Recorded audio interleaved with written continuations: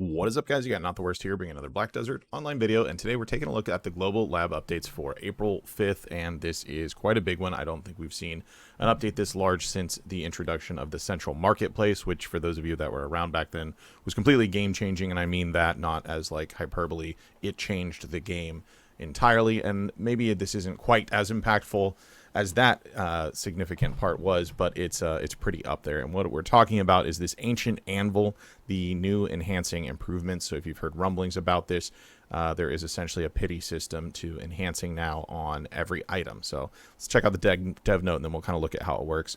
Ancient Anvil system was updated today through the Black Desert Research Institute. Now, if the enhancement fails, Essence of Agris is accumulated one by one in the corresponding equipment. When the specified number is accumulated, the Ancient Anvil is activated and 100% enhancement chance is achieved. Yes, that's right. To define in a more familiar way, Ancient Anvil is a type of confirmed enhancement system. To summarize this, now if you fail while enhancing your equipment, Agris Essence value accumulates in the corresponding equipment enhancement grade. If the specified number of essences are accumulated in that equipment or equipment grade, 100% enhancement is successful. So the essence is stored as equipment enhancement grade. Accessories are all applied individually, and weapons and armors are grouped in designated groups. And then we'll kind of take a look at how that works in their chart and stuff, and kind of explain it a little better than just the words that's on it. First of all, just to note, this is going to be retroactive to January 1st. So any enhancements that you've done on different items, you will have the Essence of Agris going back to that date. Anything prior, not gonna work for you. So functionally, what happens here, if we get into so first of all, the grouping, you have your white, greens, and yellow grade, whatever, of all the stuff that's not Black Star, essentially. Is what we're looking at here, and Black Star Fallen and Fallen God as well. So you have, these are your essentially your pity clicks, the number of clicks you have to do to get it for sure to go. So let's say you're enhancing a Zarka and you failed pen click, it's at 10, you failed pen 35 times. The next click is guaranteed to go through, okay, because our pity number is 35. Same thing here for if you haven't hit Tet in 12 clicks on that item, you will hit it on the next click at that point, and it also does not consume the stack. So whatever stack you were using, whatever, and you're on an 80 and you failed 12 times after that, then you can just go ahead and click again, and it's not going to eat the stack. It's just a guaranteed upgrade to kind of give you that catch-all and remove the outlier, like really bad enhances. Now, some of the more interesting ones that most people are going to be looking for, obviously, like Pen Black Star. So in general, a lot of people use around a 240 stack or so to get a 5% chance on that. So your average at that point is like 1 in 20. The pity to hit a Pen Black Star is 1 in 40. 40 fails to now do that. So my thoughts on this is a very good thing for the game in general. It removes all of the outlier cases where I can list on two hands people right off the top of my head that have, you know, approached 100 some odd fails on Pen Black Star, and that will no longer happen. It's now going to be 40 at most, and it's also not like an insanely low number to where it just kind of like massively devalues like work that you put in. In fact, my Black Star offhand took a little bit more than 40. My other two didn't, but yeah, so that it would have been caught a little bit sooner, which would be nicer. Another great example, my Tet Dawn Gloves took 89 clicks to go Tet. Fallen God weapon would now, that would have been caught at 50, so almost half the number amount on it. I just got turbo screwed. It happens, but yeah, that gets removed from the game in general. Obviously, like hitting on your 51st click, Tet Fallen God is not great, or hitting on your 41st click your Pen Black Star is also not great, but in current state, you're not guaranteed to hit those anyways, so it's just drastically better to introduce that, and I think this has a really great positive impact on the game as a whole, potentially bringing more players back, definitely keeping some players in. I mean, how many people have been playing, they've been working on their Pen Black Star, they're at 100 and some odd fails and like, fuck this game, I'm not I'm out, this is stupid, I don't understand why this exists, because you could just fail infinitely. Obviously it's not statistically likely that happens, but you could actually just never ever hit it, right? So yeah, this looks pretty cool for it. If you're curious, your Pen Fallen God's only going to take you 1,001. Well, your 1,001st click will be guaranteed. So you can get started on that 12 trillion silver journey, I guess a little cheaper if you can get costumes on your server. They list Naru and Tavala as well, but who really cares? The other thing to note is these are grouped together, right? So like if you're clicking, if we're talking about Fallen God, let's say you have all of your pieces at duo and you're clicking for try, and it's, you know, a 20 catch-all, you click your helm, then your chest. That's 2 that are charged up to essences that go towards that click anyways, not like just individual to the helm or the chest piece.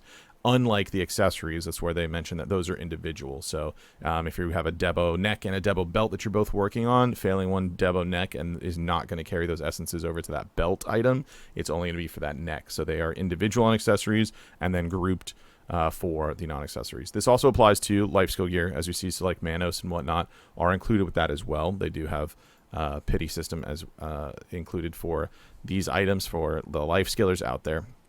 So yeah, that's a global lab. This could have potentially be tweaked over time. We'll see, but I think this is pretty solid. Maybe they play with some numbers, but I doubt it. This will likely go live on KR next Wednesday, which means we'll get it the following week on NAEU. And also keep in mind, like I said, this is going to be retroactive. It would make sense. You can probably wait a week and a half, 10 days or whatever to do your enhancing. But you know, if you didn't want to, it's going to be retro anyway. So maybe just keep count of how many times you've clicked. So, you know, if you have a guaranteed enhancement, if you're ready to go now, and it might go ahead of time, right? You can always still have the ability to hit it sooner than what the pity catch-all is. And hopefully you do, because it's kind of expensive, but at least it exists. All right, moving on into other updates. There's maybe musical album improvements, like 1% of players that care. The note limit expanded from 2,000 to 10,000 because, okay, improved convenience and usability of it, performance field ranking, whatever. Guild League improvements, they have functionally changed the maximum number of people from 15 down to 10, and the penalty number now is 7 instead of 10 for the minimum that you need in. They noted on this because they are, other than top guilds that participate in this, they are not seeing the participation that they would like. I can speak to that. I love to do Guild League content, but I'm not going to jump guilds over it, and getting enough players that are geared enough to want to participate all online at the same time is a complete challenge, and therefore I've never gotten to do it once. This going down to 10 is actually going to change that 100% for us, and we'll be able to do that for sure. Making it 10, I know you could have 10 and participate before, but going in with 10 when someone else has 15 and they're like a real guild is not going to be a great experience for anyone, especially for players that are just like trying it out because other people want to do it in the guild and just have some fun. So yeah, I'm all for this, just because personally this will directly have ramifications for me that are positive, so that I can actually do it with my guild without leaving guild. So yeah, happy about that. Item simplification, this is also another great one. They're very simple. They're just consolidating traces, fruits, and essences into a single item. So now traces of nature, fruit of nature, and essence of nature, instead of 10 billion different ones that take up a bunch of inventory slots and space, whatever. It's just all completely consolidated. You don't have to worry about what thing you're farming to get which fruits for whatever anymore, because it's just all fruit of nature moving forward. Then, of course, the recipes that use these items, you know, as they noted, have been adjusted as well to use the new item. Season special gift improvements. So the season voucher, you no longer are limited to once per exchange for the 100 fail stack. You can actually get this infinitely for every season, which just kind of makes sense because there's been more tickets and more seasons out than there actually are rewards in this. So that's pretty cool little tweak that gets updated there. They've got some changes to the quest UI to ideally streamline this a little bit. Note that the weekly training for you deliver the Imperial Horse with Leon is now going to be a capture the horse. Then another interesting change here, interesting is about the only word I have for it, is karma changes, and I'll read the dev note on this one. Penalty for forced PK is set so that the penalty is not weak, such as lowering the enhancement level or destroying crystals. However, there are situations in which other adventurers are continuously harassed through settings to avoid these penalties, so we'd like to strengthen the karma penalty a little more. First of all, in the case of recovering the fallen karma value, it's possible to recover very quickly under the current situation. In particular, even after the character or equipment level becomes stronger and more monsters could be killed, the amount of karma recovery from killing monsters did not change, allowing the karma to be recovered quickly. Accordingly, the efficiency of karma recovery has been reduced so that it takes longer to recover karma compared to now. Also, in addition to this situation, there are cases where the lower limit value of the karma is low and more forced PK is performed when the value is reached. The lower limit value has been expanded to prevent repeated forced PK. So the maximum possible lower limit in karma has been changed from -1 million to -10 million, and the recovery has been reduced by 1/5 compared to before. So if you got 5 karma recovery from killing a thing, you get 1 now. So it comes back a lot slower, and the bottom of the well is much, much deeper. I'll let you guys comment on what you think about that one. Quick note about the hammer. I don't know that everybody saw this originally, but because the NAEU notes didn't have it at first and it was edited later. The other servers did. But while we did know that it's expiring on the 27th, but to note, for anyone holding out on these will not work on Debo rings coming out.